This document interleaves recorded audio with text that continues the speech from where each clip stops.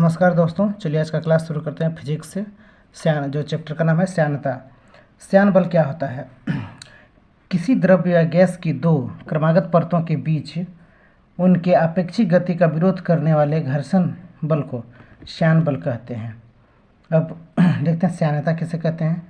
तरल का वह गुण जिसके कारण तरल की विभिन्न परतों के मध्य आपेक्षिक गति का विरोध होता है उसे श्यानता कहते हैं।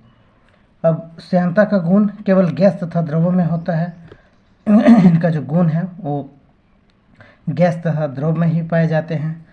और द्रव्य में श्यानता अणुओं के मध्य लगने वाले संसंजक बलों के कारण होती है, और गैस में श्यानता इनकी एक परत से दूसरी परत में अणुओं के स्थानांतरण के कारण होती है। अब फिर आगे देखते हैं। एक आदर्श तरल की श्यानता जो क्या होती है, शून्य होती है।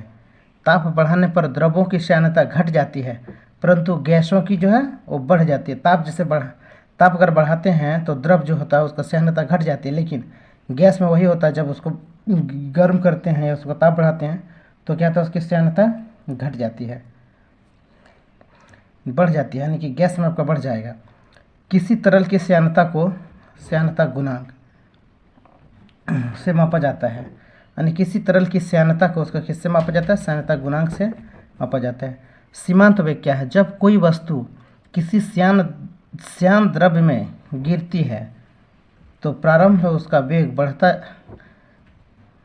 बढ़ता जाता है, लेकिन कुछ समय के बाद वह नियत वेग से गिरने लगती है। इस नियत वेग को ही सीमांत वेग कहते हैं।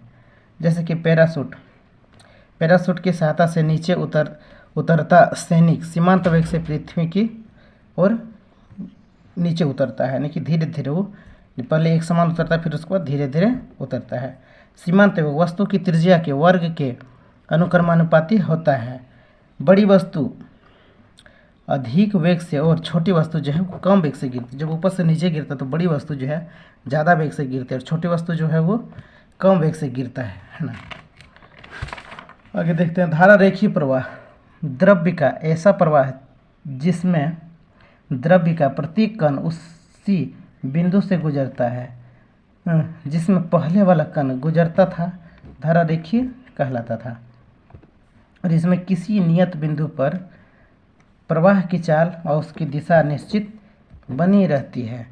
जैसे कि भरे हुए जग को थोड़ा टेढ़ा करके पानी को गिराते हैं, यानी कि गिराना।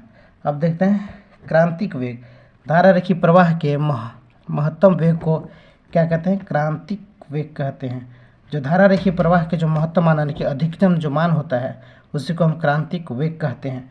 धारा रेखीय प्रवाह की वह उच्चतम सीमा के बाद द्रव का प्रवाह जो होता है क्या होता है, धारा रेखीय ना होकर विक्षुब्ध हो जाए, वह वेग क्रांतिक वेग कहलाता है। जैसे कि बरसात में नदी नाले की पानी की जो गति होता है वो होता है। अब देखते हैं। यदि द्रव्य प्रवाह का वेग क्रांतिक वेग से कम होता है तो उसका प्रवाह स्थानांतरण पर निर्भर करता है, यानी कि श्यानता पर निर्भर करता है।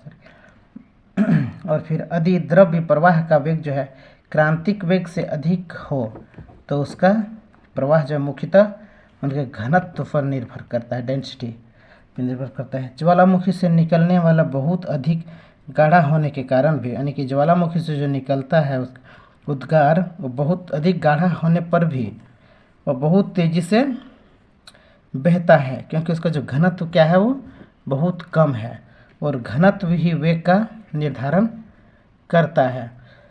चलिए दोस्तों, ये जो चैप्टर था श्यानता ये ख़त्म होता है।